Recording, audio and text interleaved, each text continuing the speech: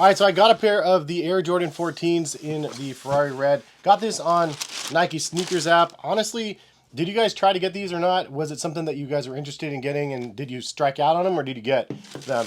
Because I don't think, hold on one second. Anyways, it seemed like there was a little bit of hype about these shoes, like in general, and then all of a sudden they dropped, and I was like, well, I'm awake, I guess I'll try to get them, and I hit them on Sneakers. So is it a pair that you guys hit on or not? Leave a comment, let me know. But this is a pair that I was very kind of curious to see how they'd be received, because the Air Jordan 14 primarily isn't like one of the hot Air Jordans. It's not an Air Jordan 3, 4, 5, or so on. But the Air Jordan 14 model has been one of the ones that I hold near to me, because it's like one of the first pairs that I bought with my own money. And then fun fact, I always point this out, I was going to Portland Community College. I was playing basketball in the gym between some of my classes, and somebody stole my Jordans right out of my bag. I was so mad. Yeah, anyway, the Cherry 14s, good memories there, bad memories there. But now we have another pair that they retroed. Now, this is not an original colorway, obviously. This is a play on of the model, which is kind of a fun story to tell. So if you didn't know, the Air Jordan 14 is actually themed after a Ferrari. So the fact that they actually did a Ferrari inspired colorway on top of a Ferrari inspired designed sneaker, I think it was a really clever move. They did it in such a crazy bold way that I think that a lot of people were very interested. But the main reason why people were interested in this model is because you thought you were going to be getting the same kind of suede that you got on this shoe. The Raging Bull 5s is really the pair that, in my opinion, turned heads into a different direction when you had suede on the upper and not the regular standard materials in the Air Jordan 5. So this was the very first red suede shoe that we saw after the original release of this. And if you remember that feeling of oh dude, they're going to do a red suede on a 14, it's going to be amazing, it's going to be just like the 5s.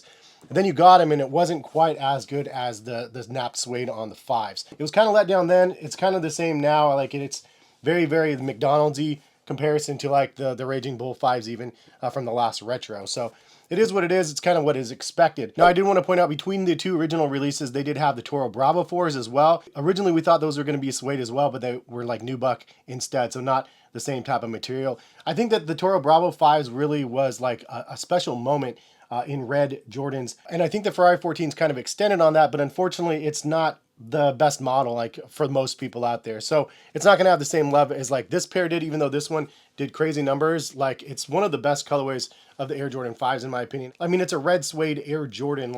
Obviously, Michael Jordan, the Chicago Bulls, it just goes hand in hand with the colorways. Now, one other thing about this colorway that I thought was pretty special is they did all red on the entire upper. There's no vents, there's no stitching, no nothing. It's just a basic sheet across one side, and then it wraps across the toe box, and the only stitching you have is right here on the side. Now, I think in my original review, I said the whole thing was one piece. However, this section right here is obviously a separate panel, and you can see it's separated because of the heel make up the entire shoe. That's pretty impressive, the way that they engineered that. The Air Jordan 18s was also very similar, where it was an all one piece, and I think that one was truly one piece for the upper. This version of a 14 was done in two pieces, and I think that it was a really clever job. Not only do you have the Ferrari color of the red on the upper, which is called Challenge Red, it's the same as it was, I think, back then as well, but then you do also have little hits of yellow. So the Jordan across the tongue, the 14 on the back, and then the little plastic nibs on the end in yellow. You also have a yellow Jumpman and a 23 on the heel. And then even a little bit of the midsole back here has a little bit of yellow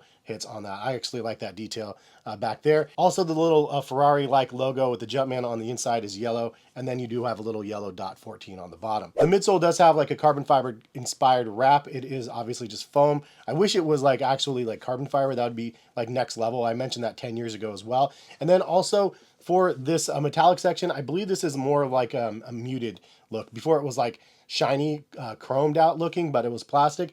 This one is more of a silver, so kind of the chrome a little bit better. But you do have a red Jumpman in the middle on the bottom as well. Also, you do have metal lace tips, so at least there is a little bit of metal on the shoe. For me, Air Jordan 14s fit true to size, so I went with a true to size to mine. Leave a comment if you guys disagree. The retail on these originally, when they released 10 years ago, was $200, and this one was $215 directly from Nike. So it's $15 and 10 years difference. I mean, it's not too crazy. So it is what it is. I think 210 would have been ideal. But anyways, a little discussion for you guys. How do you feel about them retroing pairs from 10 years ago and bringing them back again? Non-original pairs, just random pairs that maybe caught a vibe from 10 years ago, but now it's 2025, and it's do you feel like it's a cash grab where they're oh, well, they kind of like that one, let's bring it back? Or is it kind of a service to the people that maybe bought the 14s 10 years ago and had them when they were younger and now they're grown up.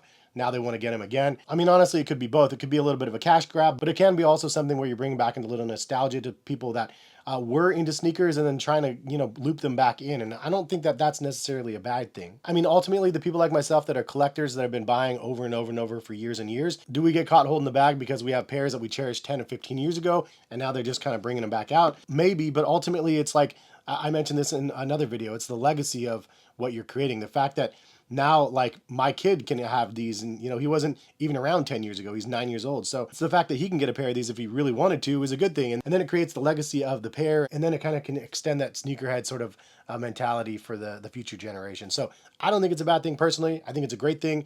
But I know that there's some people are going to be like, dude, why are they bringing back another one? I mean, ultimately, if they bring them back and you don't like them, then you don't have to buy them. So I think that that is kind of the positive silver lining of the matter. But I do understand that there are coveted pairs that they're bringing back and they're kind of watering them down a bit. And then at that point, like, nothing is off limits. Like, they can really bring back anything. If it was super mega exclusive, like the Wu-Tang Dunks, or other pairs that are just GRs like these, they're bringing them back, and some people are going to like them, some people are not. Ultimately, the consumer kind of decides what ends up happening, and if we don't like them, then they're going to hit outlets and stuff. I think that as long as they're not oversaturating the market too much on more like obscure pairs like this one, it makes sense.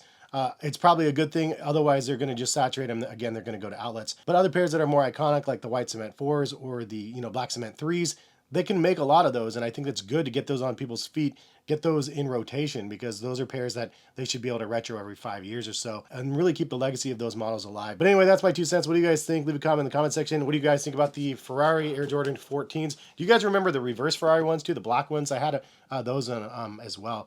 I did a review on them. It's crazy how long I've been around here. But anyway, if you guys enjoyed the content, drop a like. Thank you guys for watching, and have a good rest of the day, and hopefully see you back for some more content. Peace, guys.